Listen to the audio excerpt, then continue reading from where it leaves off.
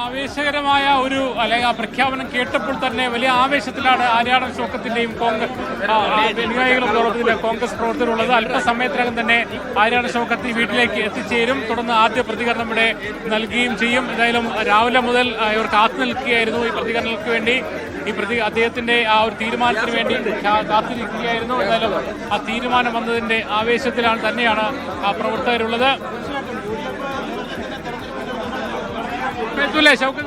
തുപ്പെത്തും, ഉടനെത്തും. മരണ വീട്ടിൽ പോയതാണ്.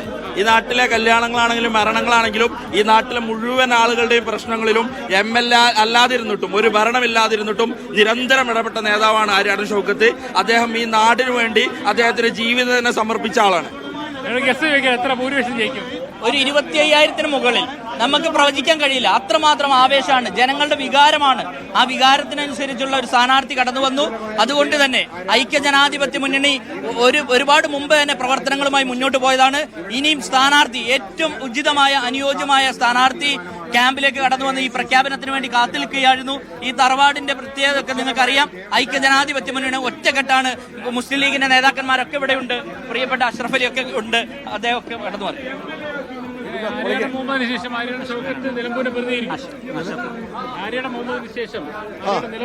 സംശയം എന്താ? UDF കരുത്തല സ്ഥാനാർത്ഥിയാണ് AICC പ്രഖ്യാപിച്ചത്. അതിപ്പോ വേറെ അനുഗ്രഹം തരാൻ വേണ്ടി ഇവിടുത്തെ MP നമ്മുടെ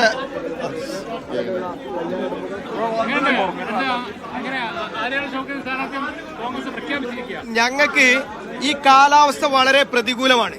മഴയാണ്. ഞങ്ങളെ സംബന്ധിച്ചിടത്തോളം മഴയോ കൊടുങ്കാറ്റോ പേമാരിയോ ഒന്നും ഒരു പ്രശ്നമല്ല. ഞങ്ങൾ ആവേശത്തിലാണ് ഈ ക്യാമ്പ്. ആവേശത്തോടു കൂടി ലീഡർഷിപ്പ് അവരുടെ ദൗത്യം വളരെ കൃത്യമായി പൂർത്തീകരിച്ചിരിക്കുന്നു. സ്ഥാനാർത്ഥിയെ നിർണയിച്ചിരിക്കുന്നു. ഇനി ഞങ്ങളുടെ അവസരമാണ്.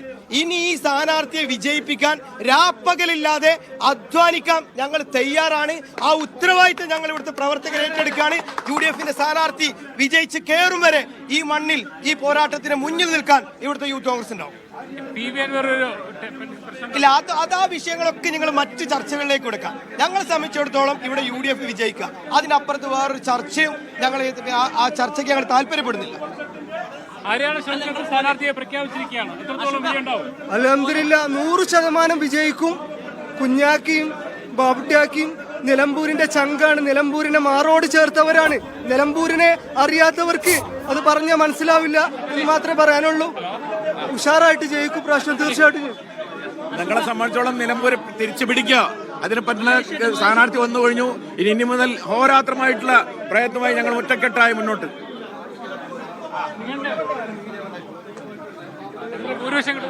എങ്ങനെ 20,000-ന് മുകളിൽ ഭൂരിപക്ഷം ഉണ്ടാവും. എങ്ങനെ മുകളിലുണ്ടാവും. AICC കൃത്യമായ നിലപാടെടുത്തു കഴിഞ്ഞു. ഇനി ഞങ്ങൾ അടിസ്ഥാന വർഗ്ഗ അടിത്തട്ടിൽ നിന്ന് പ്രവർത്തിക്കും. ബൂത്ത് തലത്തിൽ എല്ലാ ബൂത്തിലും ഭൂരിപക്ഷം ഉണ്ടാകുന്ന തലത്തിലുണ്ടാവും. ഞങ്ങളത് ഒറ്റക്കെട്ടായി UDF ഒറ്റക്കെട്ടായി പ്രവർത്തിക്കുകയാണ്. ഇവിടെ കൈപ്പത്തി ചിഹ്നത്തിൽ മത്സരിക്കുന്ന ആര്യാടൻ ഷൗക്കത്തിന് വൻ ഭൂരിപക്ഷത്തോട് ജയിക്കും എന്ന കാര്യത്തിൽ യാതൊരു തർക്കവുമില്ല.